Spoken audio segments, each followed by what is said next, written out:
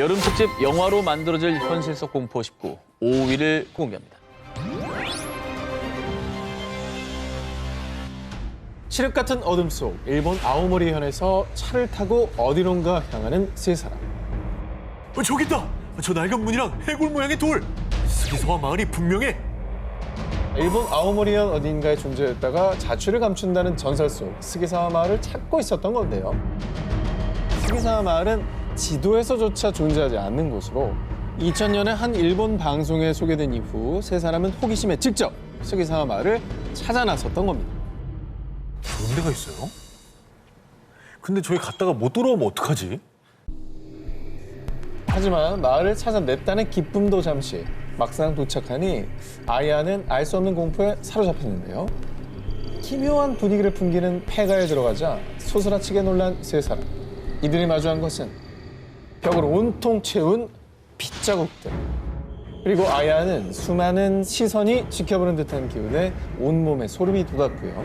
심상치 않음을 느낀 세 사람은 마을을 빠져나가기 위해 있는 힘껏 달렸습니다.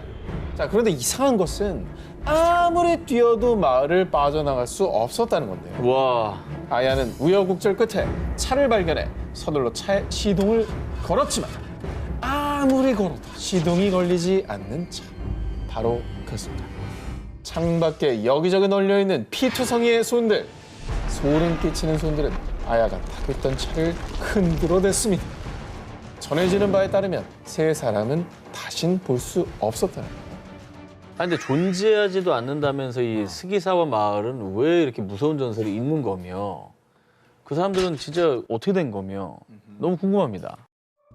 일본에서 전해지는 바에 따르면 과거 아오모리현에 코스기라는 마을이 존재했었는데요. 이 마을의 또 다른 이름이 스기사와 마을. 자, 그런데 1938년 이 스기사와 마을에서 한 청년이 귀신에 홀린 듯 도끼를 휘둘러 주민들을 모조리 살해요. 이후 청년은 스스로 목숨을 끊었고요. 폐허가 된 스기사와는 지도에서도 영영 사라졌고 악령이 깃들어 시간의 왜곡 속에서 존재했다가 사라졌다는 괴담이 전해져 오고 있는 겁니다. 아, 이게 그러니까 실화인지 괴담인지도 모르는 약간 증명되지 않은 전설 같은 뭐 이런 거네요. 부전으로 넘어오다 보니까 이제. 예. 일본인들이 믿어 의심치 않는 스기사와 마을. 이곳은 정말 사라져버린 전설의 마을인 걸까요? 여름 특집 영화로 만들어질 현실 속 공포 19 4위 공개합니다. 호텔이 알고 보니 뭐뭐. 이번 소개할 특종의 배경은 미국 시카고의 월드페어 호텔이라는 곳인데요. 유령 호텔 식상합니다. 저런 그림으로 보여주는 거 보니까 지금 시카고에는 없는가 보죠. 뭐 식상하다 말씀해 주셨지만 그냥 일반적인 호텔이 아닙니다. 이 호텔의 정체를 알게 되면 아마 경악을 금치 못하실 텐데요. 영화보다 더 공포스럽고 끔찍한 월드페어 호텔의 실체 지금부터 알려드리겠습니다. 의과대학을 졸업한 헨리 하워드 홈즈가 1889년 27세의 나이로 직접 설계한 월드페어 호텔. 그런데 자꾸만 사람들이 소리 소문 없이 사라져요. 당시 시카고에서는 3년 동안 수백 건의 실종 사건이 발생. 이를 이상하게 여긴 경찰은 수사를 시작했는데요. 그러던 중 경찰은 실종자들 중 대부분이 월드페어 호텔의 투숙객이었다는 공통점을 발견했습니다. 호텔만 갔다 하면은 사라진다는 거네요. 저기만 그게- 들어가면. 그게 말이 돼요? 자, 이에 경찰들이 호텔을 급습.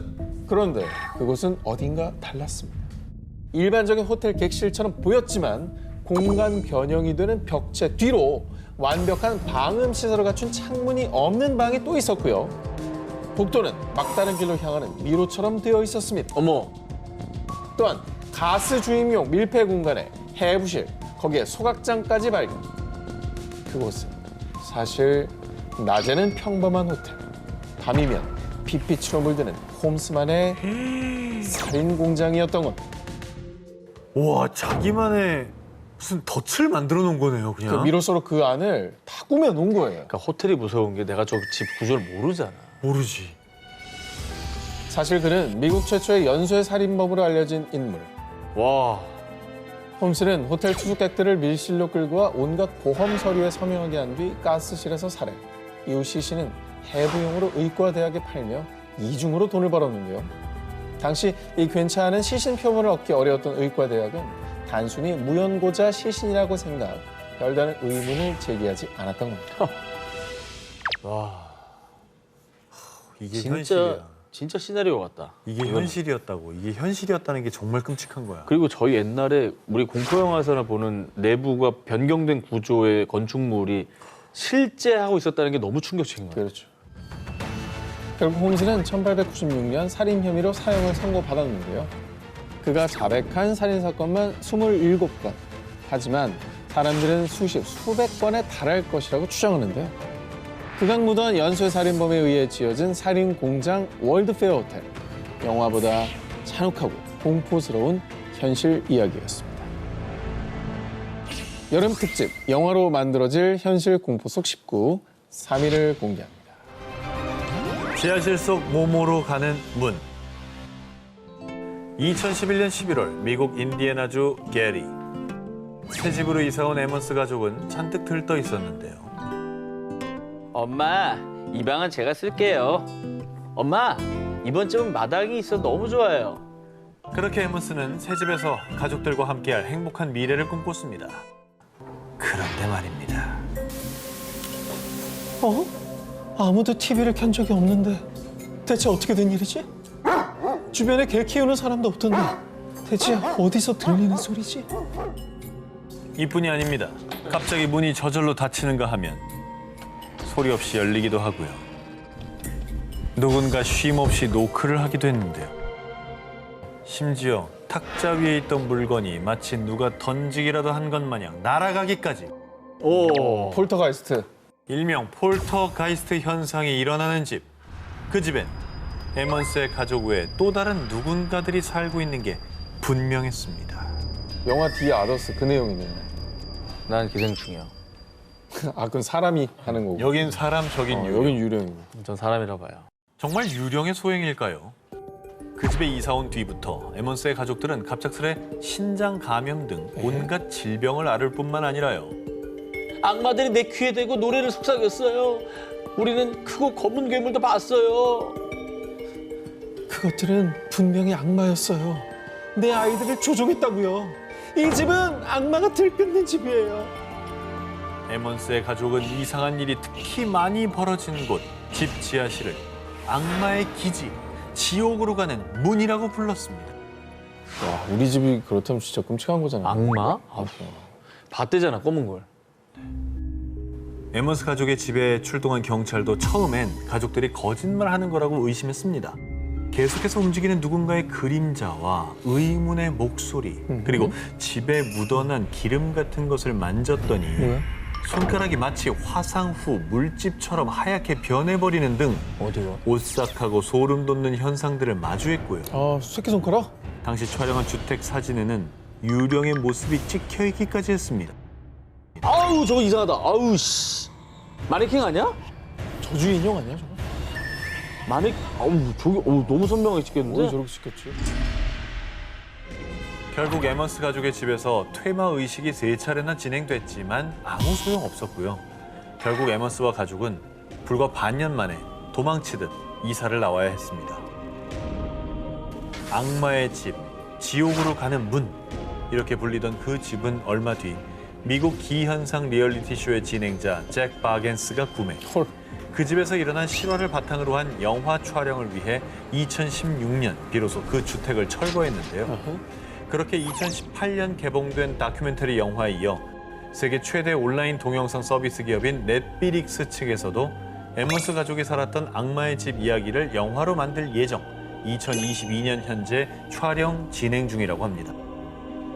진짜 영화로 만들어질 현실 속 공포 얘기.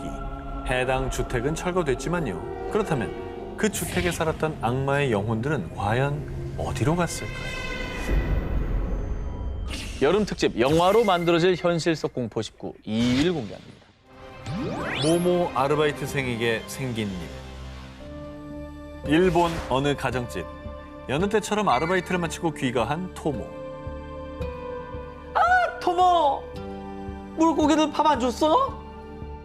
집에서 키우던 열대어들이 하루 사이에 모두 죽어 있었는데요. 그런데 나무가 말라 죽었잖아. 지네. 토모, 이거 네가 그랬지? 그런데 기묘한 일은 이뿐만이 아니었습니다. 석 달 전부터 아르바이트를 시작한 뒤 토모의 온몸에 심한 발진이 생겼고요. 고양이가 그를 피하기 시작. 더욱 기이한 것은 아빠, 요즘 새벽부터 어딜 다녀와? 손톱에 흙 좀 봐. 내가 그랬다고? 난 그런 적 없는데. 토모의 아버지가 매일 새벽 3시만 되면 잠옷바람으로 어딘가 나가서는 온통 흙투성이가 돼서 귀가.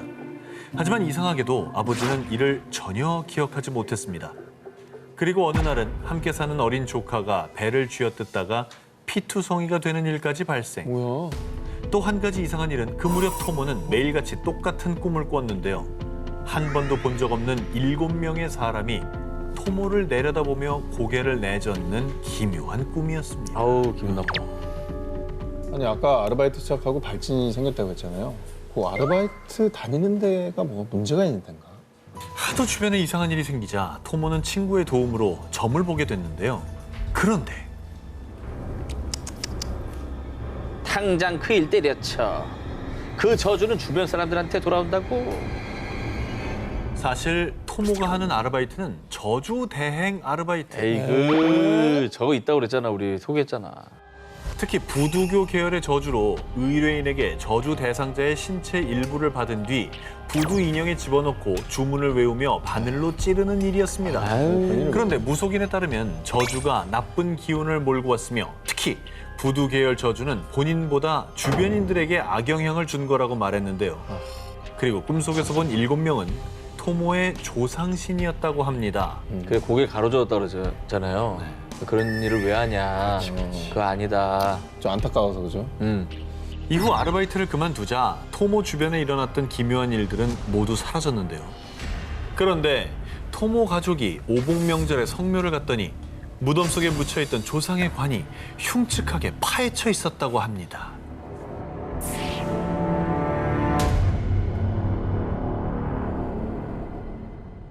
여름 특집 영화로 만들어질 현실 속 공포 19 18위와 1위 헤드라인 공개해 주세요.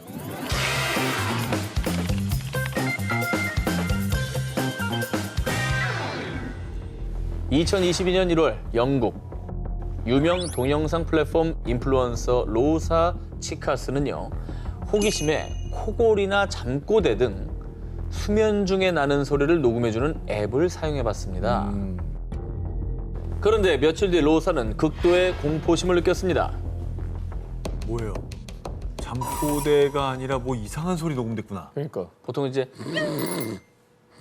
이런 것만 녹음이 돼야 되는 거. 아니면 이상한 뭐 말소리를, 귀신 소리, 허허. 요령 뭐 이런 게 뭐 이런 거. 들어가 있을 수도 있죠. 오호. 아니면 자면서 귀신이랑 대화했나? 네. 아닙니다. 앱에 녹음된 끔찍한 소리입니다. 나는 네가 너무 싫어. 네가 죽었으면 좋겠어. 뭐야? 로사를 저주하는 누군가의 목소리가 담겨져 있었던 겁니다. 심지어 정체불명의 그 저주는 녹음을 한 4일 내내 매일같이 녹음됐습니다. 우와, 아우 소름 끼쳐. 밤마다 잠든 자신에게 저주를 퍼붓는 이가 누군지 로사는 그 목소리의 정체를 밝히기 위해서 침실에 카메라를 설치했습니다. 그리고 밤새 카메라에 포착된 소름 끼치는 진실. 누가 나오긴 나왔어야 돼. 이게 나와도 무섭고 안 나와도 무서운데? 이거 진짜 무섭죠? 누구야? 뭐야? 아니 누가 있었던 거잖아. 카메라에 포착된 정체는 유령이 아니라 로사 남자친구의 엄마였습니다. 한 집에 살면서 로사를 평소 친절히 잘 챙겨주던 사람이었습니다. 그래서 영상을 확인한 로사는 처음엔 남자친구의 엄마가 물건을 찾기 위해 방에 들어왔다고 생각했는데요. 하지만 남자친구의 엄마는 물건을 찾지 않고 오로지 로사의 앞에 서서 중얼중얼 매일 밤 녹음됐던 그 저주의 말들을 퍼붓던 겁니다. 아니 왜? 아이고. 진짜 중요한 거는 다음 날 저 사람은 또 친절히 맞이해줬다는 거예요. 잘 잤어? 아이고야. 밥 먹을래? 그리고 밤에는 제발 죽어라, 제발 죽어라, 제발 죽어라, 제발. 계속 주술을 외웠던 거예요. 이거는 진짜 이해 불가다. 이해 불가지. 이해 불가다. 저런 짓을 하는 사람들이 그렇게 이성적으로 행동했을 사람은 아니에요. 저주의 목소리, 그 정체를 알게 된 로사는 해당 영상을 온라인에 올려서 사람들에게 고민 상담을 했습니다. 영상을 본 대부분의 사람들 역시 그 집에서 나오지 않으면 죽어버리라는 저주를 현실로 만들지도 몰라. 위험해, 당장 도망쳐! 라며 로사를 걱정했습니다. 이건 진짜 끔찍하다. 사람이 더 무섭네. 다시 한번 느끼는데 유령은 사람을 해치지 않아요. 사람이 사람을 해치지. 그래. 너무 무섭다.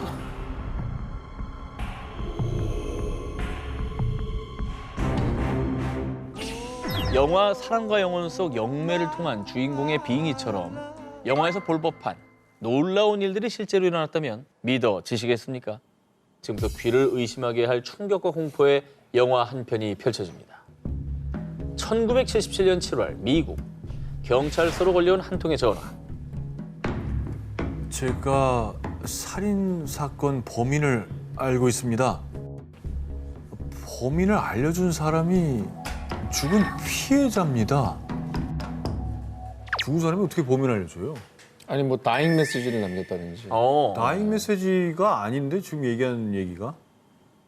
약 5개월 전인 1977년 2월 시카고에 위치한 아파트에 화재 신고가 접수. 당시 화재가 발생한 현장에서 필리핀 출신 병원 직원 테레시타 바사가 나체 상태로 자상을 입고 숨진 채 발견됐는데요. 이후 경찰의 조사에도 수사는 수개월째 진척이 없던 상황. 그런데 피해자와 같은 병원에서 근무한 추아 박사에게서 전화가 걸려온 것입니다. 그러니까 이미 죽은 피해자인 테레시타 씨가 이분에게 범인을 알려줬다는 거예요? 추아 박사에 따르면 그의 아내 레미는 어느 날 마치 혼수 상태에 빠진 듯 전혀 다른 목소리와 억양으로 이상한 말들을 내뱉었습니다. 추아 박사님 도와주세요. 난 테레시타 바사예요. 날 죽인 사람은 앨런 샤워리입니다. 제발 경찰에 알려줘요. 이후 아내는 자신이 뱉은 말들을 전혀 기억하지 못했고요. 추아 박사는 당연히 처음엔 이 기묘한 일을 믿지 못하고 애써 무시했습니다. 하지만 왜 경찰이 알리지 않았죠? 당신이 정말 테레시타라고? 아니 경찰이 믿지 않을 거예요. 증거가 필요해요. 앨런이 내 목걸이를 훔쳐서 그의 여자친구에게 줬어요. 아내의 입을 빌려 테레시타라고 계속 주장하는 영혼. 추아 박사는 믿을 수는 없었지만 테레시타와 친분이 없는 아내가 미국에 거주하는 친척들의 이름과 번호까지 줄줄줄 말하자 결국 경찰이 이 사실을 알렸던 것입니다. 이건 믿기지가 않네. 그렇죠. 이런 번호까지 아는 건 어렵죠. 추아 박사의 와이프라면 절대 모를 얘기를 한 거죠. 알 수가 없는데. 지금. 이게 진짜 빙이네. 경찰도 처음엔 반신반의했지만 추아 박사가 알려준 대로 테레시타의 친척들을 확인. 그리고 그녀가 용의자로 지목했다는 병원 동료 앨런 샤워리를 조사했습니다. 앨런은 처음엔 극구 부인하더니 경찰의 추궁에 테레시타의 집에 방문한 적이 있다고 진술을 번복. 결정적으로 앨런의 여자친구로부터 진짜로 테레시타의 목걸이를 선물받았다는 사실을 확인했습니다. 야, 이게 가능하다고요? 그렇죠.